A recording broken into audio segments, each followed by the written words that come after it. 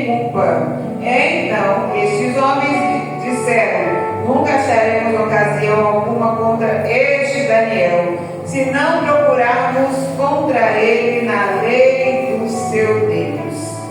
Versículo 20. Chegando-se à cova, chamou por Daniel com voz triste, e falando o rei, disse a Daniel: Daniel, servo do Deus vivo, dá-se ao caso que o teu Deus, a quem tu continuamente serve, tenha podido livrar-se dos leões?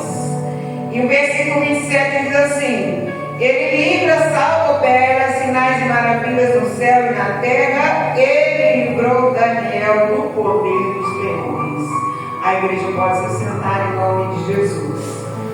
Glória a Deus. E é interessante quando a gente começa a ler e ouvir esse relato de Daniel. Ainda muito novo, ele foi levado cativo para a Babilônia. E a palavra do Senhor diz que ainda jovem ele se destaca em meio àquele povo todo que tinha sido levado cativo, em meio àquela juventude toda que tinha sido levada cativa para a Babilônia. Em meio aos seus amigos, ele era um rapaz que havia nele um espírito excelente. Havia algo diferente, e quando ele chega na Babilônia, ele serve a 3 reinos.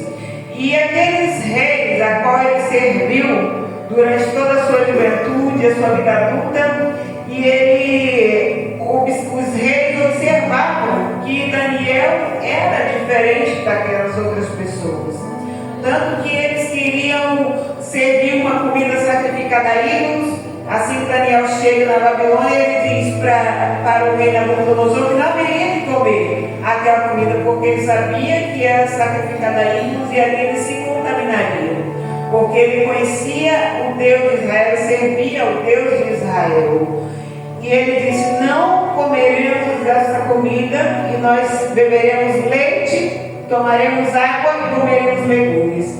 E todos que estavam à sua volta pensaram que eles iriam adoecer, tanto Daniel como seus amigos, alguns amigos. E as pessoas observaram ali e começaram a pensar que aqueles jovens ficariam doentes, mas era o propósito deles não se contaminarem. Isso foi chamando a atenção daquele rei. A postura de Daniel foi sendo observada, e ele começa a servir dentro do palácio, e aquilo vai gerando uma inveja dentro de onde ele vivia, ao lado de pessoas em que ele convivia.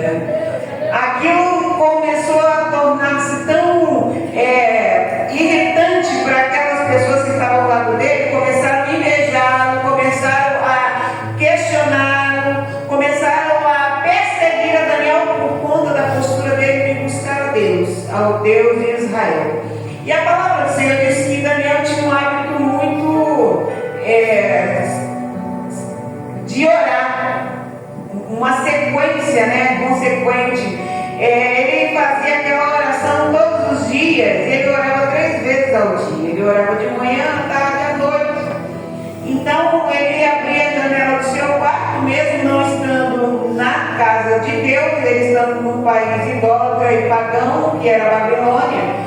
Ele deixava as suas janelas abertas em direção a Jerusalém, a cidade do Deus vivo, e ele orava. E aquela oração provavelmente não era uma oração que ele orava muito baixo em silêncio, não era uma oração silenciosa, porque as pessoas que denunciaram Daniel começaram a defamá-lo e a tentar intimidar ele por conta da postura dele de ser um servo fiel ao seu Deus, mesmo estando distante da sua terra natal, mesmo estando distante da sua congregação, mesmo estando distante ali de pessoas evangélicas. Ele queria adorar, servir e agradar o Deus que ele servia, e não aqueles ídolos que estavam sendo adorados e venerados na Babilônia. Os imperadores naquela época, eles eram como deuses, semideuses, e era comum fazer estátuas, e as pessoas se prostravam diante daquela estátua que era o imperador, ou rei, no caso Nabucodonosor, ou Dario, ou qualquer teriam que adorar, porque aquele homem era uma grande liderança e merecia respeito. E Daniel entendia que aquilo